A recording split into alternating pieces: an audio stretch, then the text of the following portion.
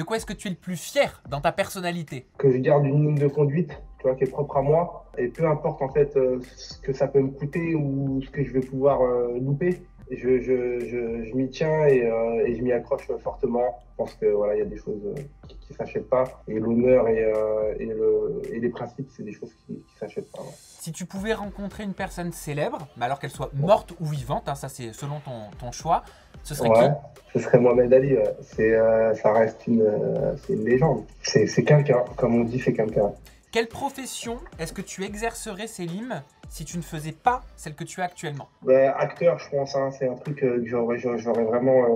J'ai toujours rêvé de faire ça. Ouais, je pense que c'est acteur. Ouais. Qu'est-ce que tu ferais s'il ne te restait plus que 24 heures à vivre? Là, tu la prends maintenant. Je pense que je passe 95% de mon temps à prier et à essayer de me faire pardonner auprès des gens à qui j'ai pu causer du tort ici-bas. Et puis faire un examen de conscience. Je pense que ce serait la priorité. Et puis après, voilà, profiter de ma famille, etc. Mais ce serait vraiment de préparer mon voyage. Quel sport Voilà. que tu n'as jamais pratiqué, est-ce que tu aimerais essayer? J'ai tout fait. Ok.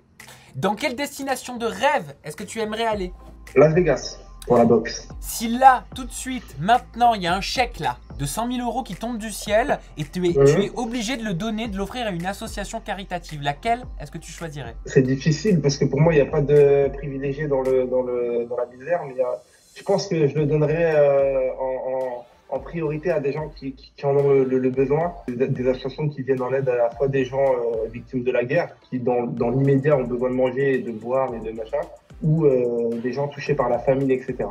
Voilà, je pense que c'est primordial pour moi. Si tu régnais sur le monde, qu'est-ce que tu changerais en premier? Beaucoup de choses. La justice, l'inégalité. Je fais en sorte que tout le monde puisse manger et boire à sa faim. Ça, je pense qu'en 2020, c'est impossible qu'on ne puisse pas manger, qu'on ne puisse pas boire à sa faim. Donc, il y a des gens qui aillent chercher de l'eau sur Mars, alors que sur Terre ou en Afrique, il y a des gens, ils n'ont même pas d'eau. Ça, c'est des choses qui sont pour moi aberrantes. Et ouais, en priorité, vraiment, les droits fondamentaux. Tu vois, c'est le droit à la nourriture et le droit à la vie, en fait, tout simplement. Qu'est-ce que tu penses de la politique en France? J'en pense rien. J'en pense que c'est une mascarade.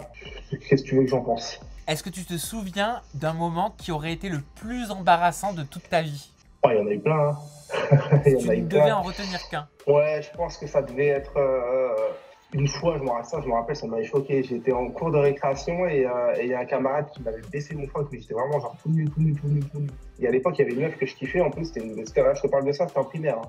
Et elle était juste à côté de moi, en fait, donc vraiment, elle a tout vu, quoi. Et là, ça a été un moment embarrassant, ouais, je me rappelle. Cite 3 choses qui te rendent heureux dans ta vie. Ma famille, Ouais. le sport, Le sport, ok. Et enfin une dernière. voyager. Je suis quelqu'un qui adore voyager. Ça me Voyager. rend heureux. Ok. Ouais, voyager.